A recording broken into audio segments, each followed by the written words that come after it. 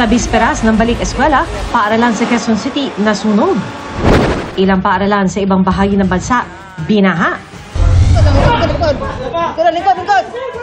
Exclusive, babaeng naglalako umano ng malalaswang litrato at video ng sarili niyang anak at dalawa pang menor de edad. Arestado. Video at litrato ng anak ng isang content creator na diskubring ibinebenta sa isang website. SUV na hinarang dahil walang plaka sa likod at gumamit ng blinkers, nahulihan ng baril at hinihinalang pampasabog. Huli ka, buhawi, tinuklap ang isang bubong ng isang bahay sa Tawi-Tawi.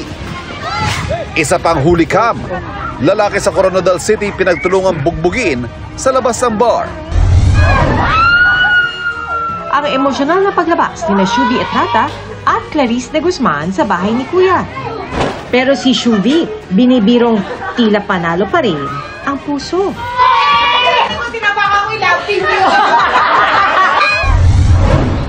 At ngayong Father's Day, ang pag-alala sa mga haligi ng tahanan at kanilang sense of humor.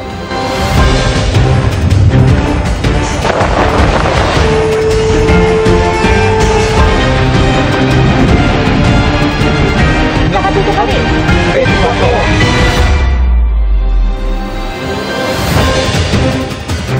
Magandang hapon po.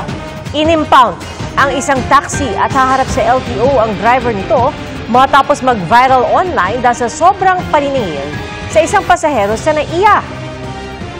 Reklamo ng pasahero, ang biyahe niya ay sa magkalapit na terminal lang pero mahigit 1,000 piso ang siningil sa kanya.